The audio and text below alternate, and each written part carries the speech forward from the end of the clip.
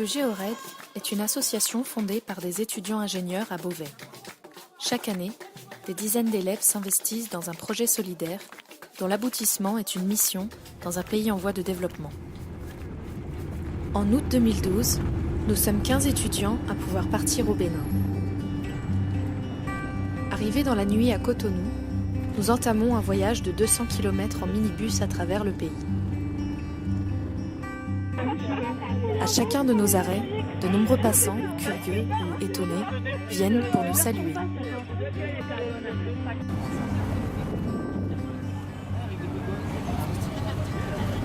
8 heures plus tard, nous arrivons au centre d'écotourisme CPN, Connaître et protéger la nature, qui collabore avec notre association partenaire Picardie sans frontières. Ce centre se situe à Kamaté-Chakaloké, dans la région des collines, à quelques kilomètres de Dassa-Zoumé. Hyacinthe, le directeur du centre, commence par nous faire découvrir le village et ses coutumes. Vous voyez ce bâtiment, c'est pas en briques avec du ciment, mais c'est de la terre creusée, pétrie, qui a servi à monter les murs. Les premiers bâtiments, les tout premiers bâtiments, c'est comme ça. Les gens creusent de la terre argileuse ou de la latérite, qu'ils pétrissent et ils font des couches. Le premier mot qui vient à l'esprit ici est authenticité. Les villageois vaquent à leurs activités quotidiennes et ne semblent pas perturbés par notre présence, même si nous amusons déjà les plus curieux. Venez. Ouais. Venez. Vous êtes un chèque? Non? L'ambiance de l'Afrique noire. Des maisons en terre battue, des poules et des chèvres courant avec les enfants, les femmes portant leurs marchandises sur la tête aux vêtements très colorés. La musique tient ici une place capitale et se mêle au chant des oiseaux et au bruit des insectes, bordés par une végétation luxuriante. Nous ne tardons pas à découvrir le labeur nécessaire pour préparer les noix de cajou. Ou encore le travail au champ, en relation avec notre premier projet de solidarité. L'élaboration d'un jardin modèle à irrigation au goutte à goutte, ainsi que la mise en place d'un compost.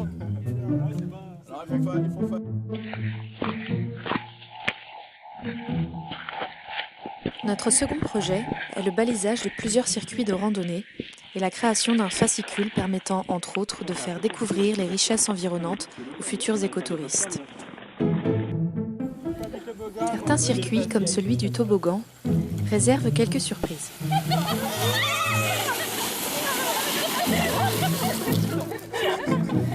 Et nécessitent une certaine pratique.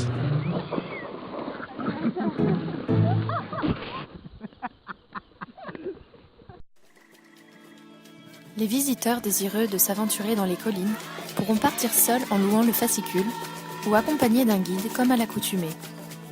La diversité et la singularité des animaux rappellent le caractère sauvage de ces terres.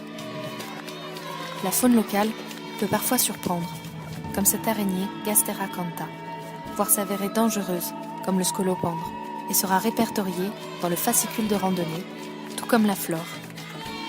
Les arbres du Bénin sont fascinants, comme ce baobab géant. La sève de l'euphorbia, le latex, est toxique. Le fromager est ici un arbre sacré. Le fisanier produit de curieux fruits rouges, au goût d'avocat. Et le pêcher africain aurait des vertus antipaludiques. Notre troisième mission, enfin, est de réhabiliter un étang asséché en réservoir d'eau. Ils sont tous ça, là. Ils sont tous comme ça.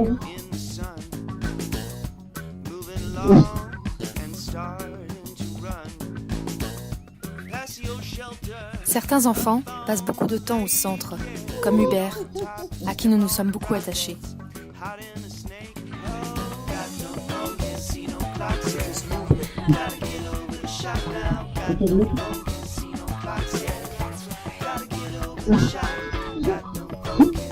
Qu'est-ce qu'on avait fait d'autre? Ouais, c'est bien comme ça aussi. C'est vrai.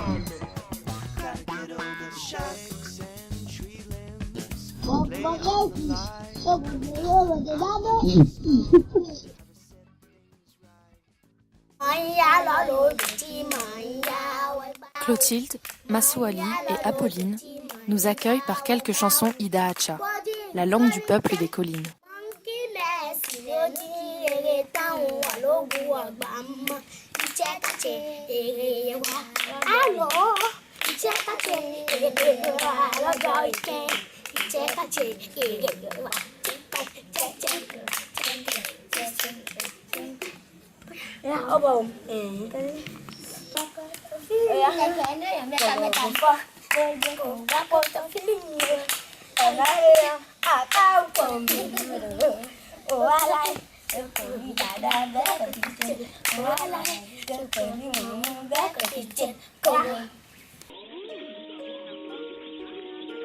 Les enfants aiment particulièrement se faire prendre en photo et s'amusent toujours du résultat.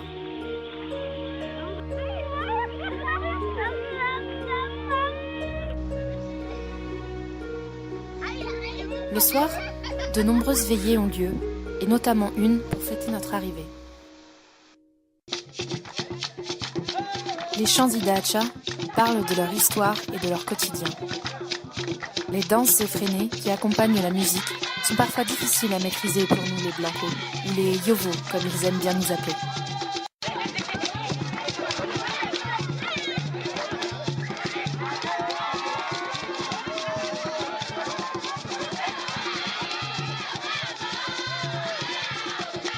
Benoît, le président de Picardie sans frontières, n'est plus un débutant.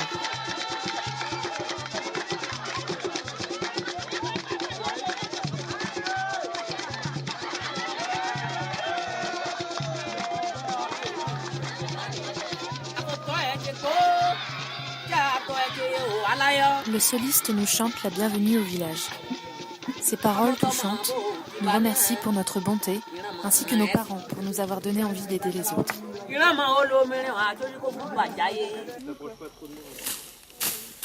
Le lendemain, le défrichage des sentiers de randonnée et le réaménagement du jardin modèle commencent.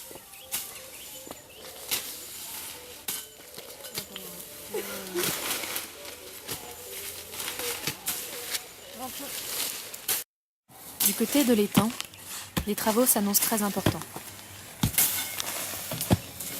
Mais il est déjà temps pour nous de nous envoler quelques jours pour le nord du pays. Les quelques 390 km à parcourir nous séparent de Tanguieta, aux portes du parc national de la Pandjari. Le temps de piquer une tête aux cascades de Kota et de se ravitailler à Natitingou, nous voilà arrivés dans la réserve biologique. Le buffle d'Afrique, le damalisque et le côte de buffon sont présents en grand nombre dans le parc. Beaucoup d'espèces d'oiseaux vivent également sur ce territoire, ainsi que des familles de babouins, phacochères, guépards et lions, pour ne citer que quelques espèces. Les chants des oiseaux se mêlent au bruit du moteur, du vent dans les arbres et au pas des animaux qui croisent notre route, comme par exemple ce majestueux éléphant solitaire à 2 pas de nous.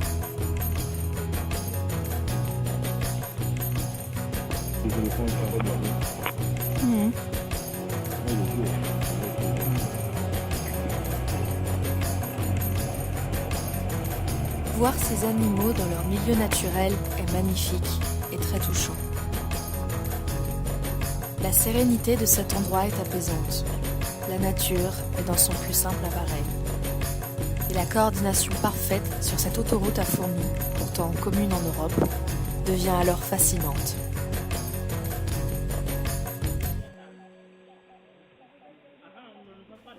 Déjà sur la route accidentée du retour, nous nous arrêtons dans un village minier près de Natitingou dans lequel travaillent sans relâche des centaines d'hommes et de femmes à la recherche de paillettes d'or.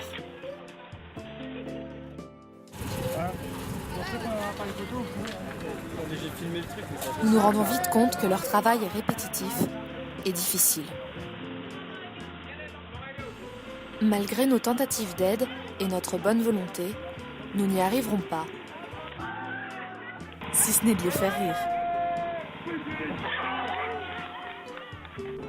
Nous repartons à présent pour Kamaté, où nos projets nous attendent. À la mare, le travail est pénible, mais les résultats sont rapidement visibles et nous motivent encore plus. Même si cela n'empêche pas certains de craquer.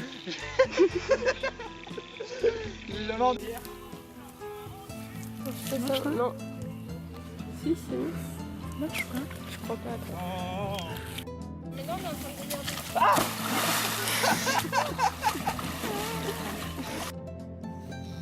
Dans les collines, les sentiers de randonnée s'additionnent. Des panneaux indicatifs, fabriqués avec du matériel local, sont implantés pour indiquer les différents parcours. Les 3 collines surplombant le village, Kamaté, Chakaloké et Okenla, offrent d'imprenables vues panoramiques sur la région.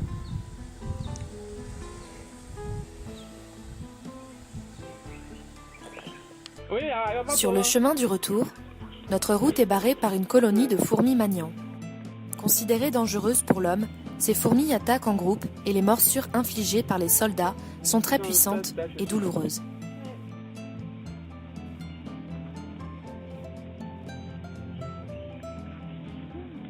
Incroyable. Aujourd'hui, il pleut. L'averse durera 3 heures. Étant en pleine saison des pluies, cela devrait normalement se produire tous les jours. Mais ce sera la seule de tout le mois d'août.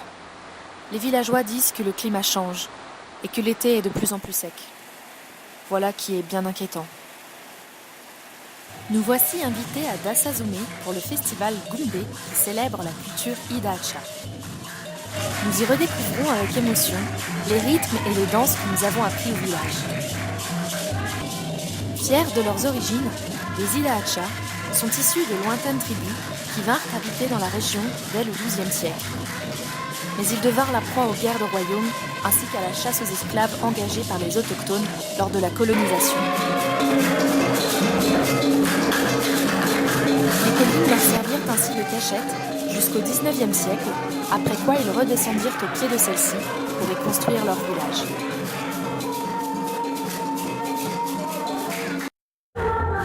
Certaines célébrités locales sont également de la partie.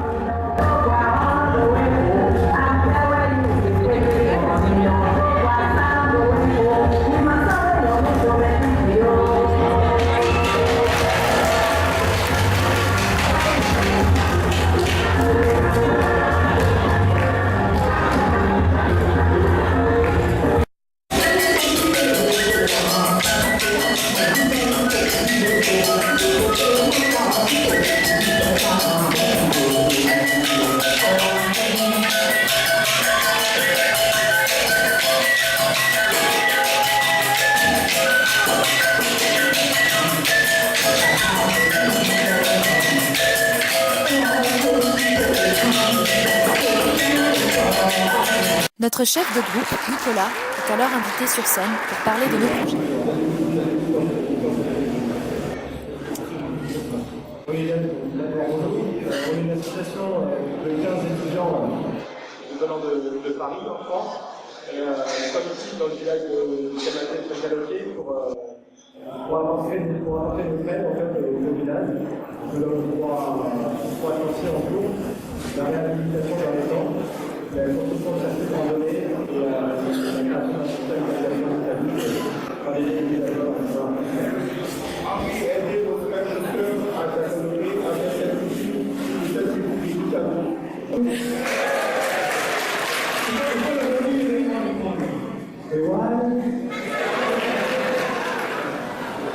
Voilà. Merci beaucoup.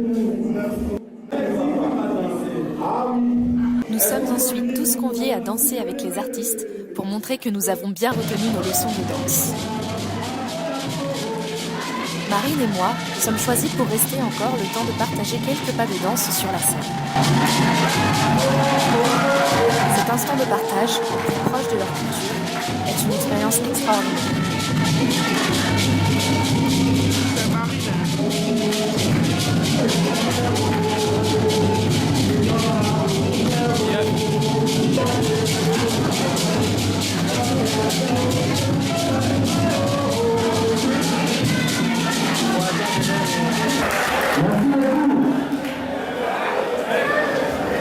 On applaudit encore Hélène et Marie, s'il vous plaît. À la place, merci beaucoup à nos amis de la France qui sont arrivés partager cette joie avec nous. Merci et ne partez pas, nous allons recevoir ici. Les jours passent et la mare se creuse. Les enfants sont en vacances et n'hésitent pas à venir nous aider à s'amuser un peu. Ils prennent peu à peu conscience que lorsque nous serons partis, il faudra entretenir le point d'eau.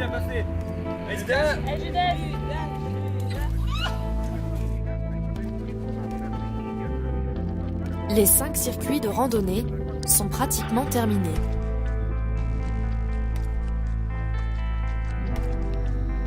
Du sommet des collines, les visiteurs pourront admirer le village vu d'en haut ou s'aventurer dans des grottes praticables.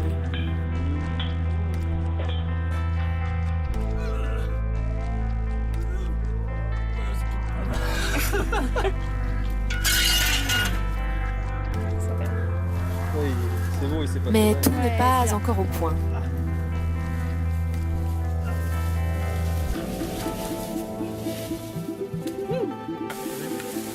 Bon ben, donc là nous sommes perdus. On est en retard pour manger. Perdu dans la brousse. Perdu dans la brousse. Les autres vont commencer à s'inquiéter dans 1 heure à peu près. Bon, on s'amuse bien, mais bon là, on va faire notre chemin. Voilà. Mais la vie trouve toujours son chemin, c'est rien à faire. Tout à fait.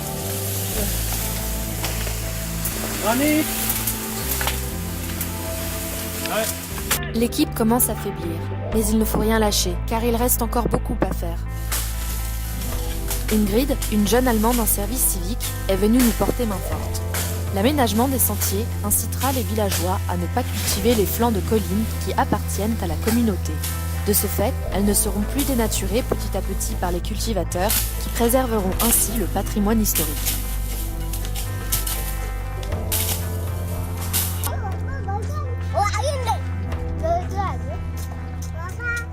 Au jardin, les enfants, curieux, viennent souvent constater l'avancée du projet. Ils en profitent également pour nous montrer que les danses Zidacha s'apprennent dès le plus jeune âge.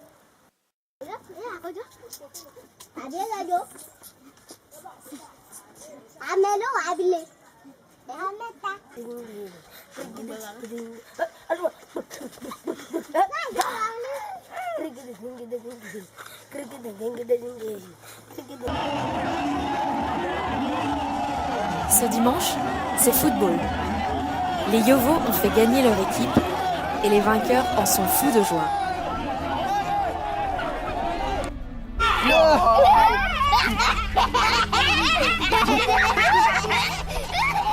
Au village, c'est bientôt l'heure des adieux.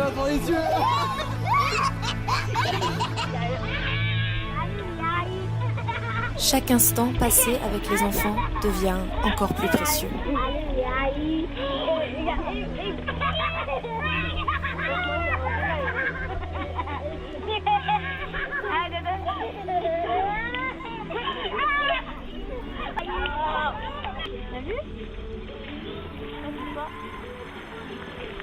Et c'est l'heure des au revoir.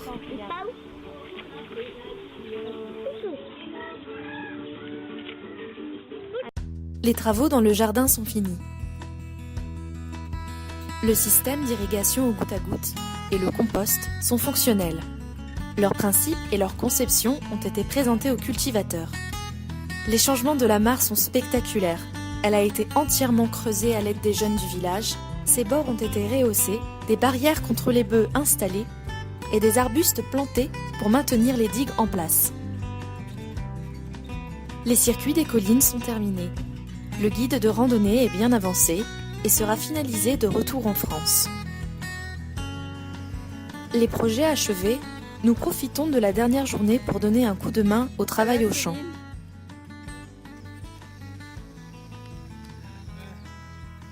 Au travail, Victorien. Et voilà, c'est le départ.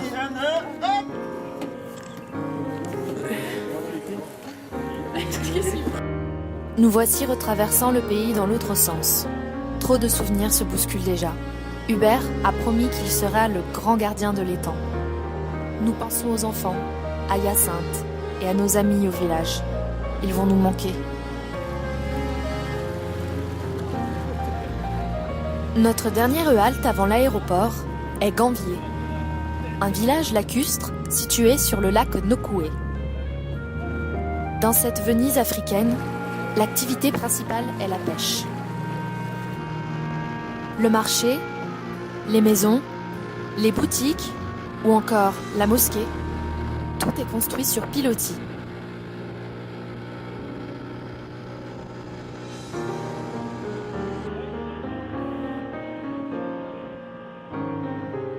Nous atteignons l'océan. Des avions décollent à quelques pas de nous.